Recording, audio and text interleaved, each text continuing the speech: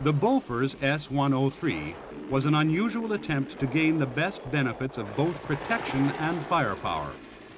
It is popularly known as the S-tank. Some people believe it should not be called a tank at all, because it lacks a turret.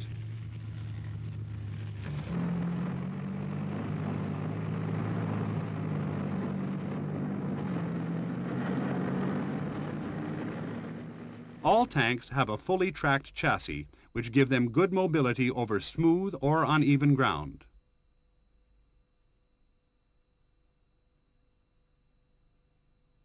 Conventional tanks have a gun mounted fairly high above the ground in a revolving turret. The S-tank, however, has its 105mm weapon mounted in the top of the low-slung hull, fed by an automatic loader at the rear. The S-tank is normally crewed by 3 men, seated centrally where they are best protected. At a pinch, it could be operated by 2 or even 1 man occupying either of the 2 front positions.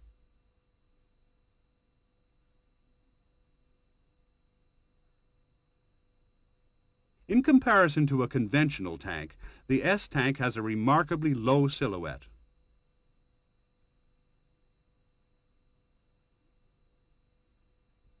Lacking a turret, the S-tank aims its gun by swiveling its whole chassis. Elevation and depression are achieved by raising or lowering the hydropneumatic suspension.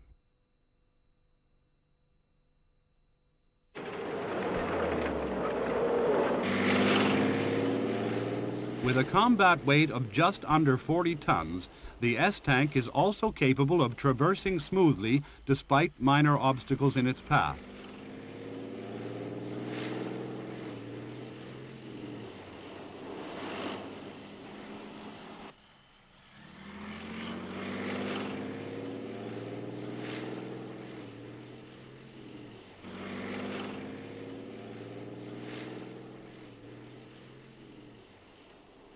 If a larger object gets in its way, it can swivel on its own axis to bring its gun to bear.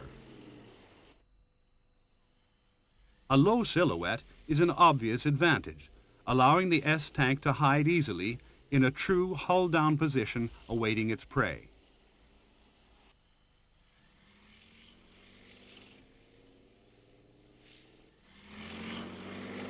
If cover is not immediately available, it can dig itself in using a frontal dozer blade, which when folded back into the traveling position also adds extra armor protection, particularly to the tracks.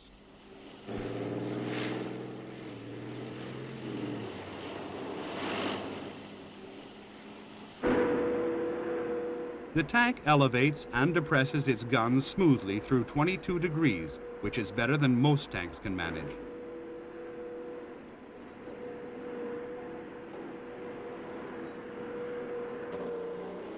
The advanced suspension gives an even ride over tricky obstacles.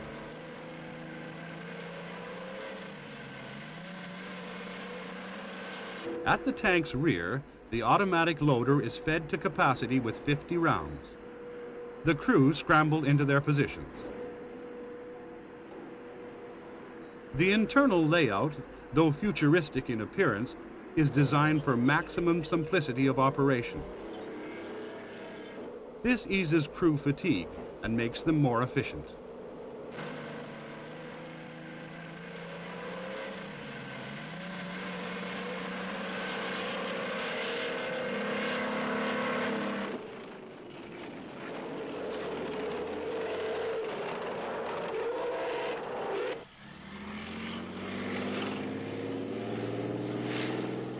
The driver usually aims and fires the gun, acting on directions from the commander. However, the commander has duplicate controls and can take over at will using his gyro-stabilized sights. This can be important when an unexpected target suddenly appears.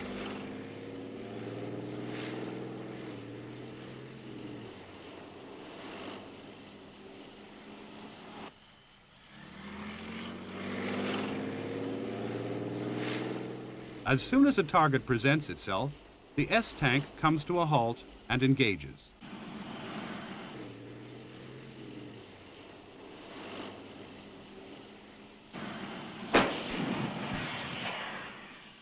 Cartridge cases are automatically ejected after firing, saving clutter within the vehicle. The tank can then move forward again.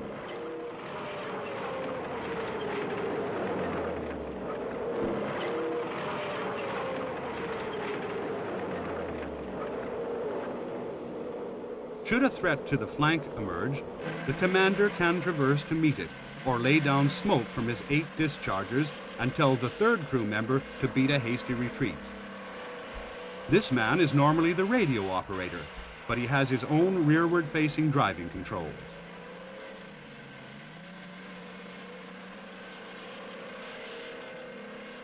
The S-tank has built-in flotation screens, which can be erected quickly to make it fully amphibious.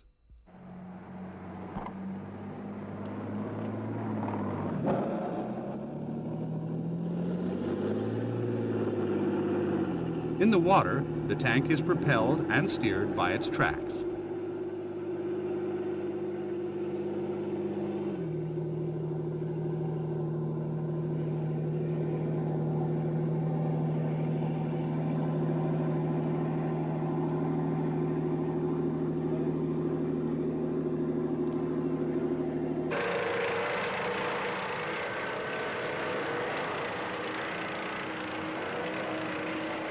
For all its advanced technology, though, including a gas turbine engine to give easy starting in cold weather, and a subsidiary engine to keep the systems ticking over while stationary, the S-tank has one major drawback. It cannot fire while on the move, which makes it primarily a defensive rather than an offensive weapons system.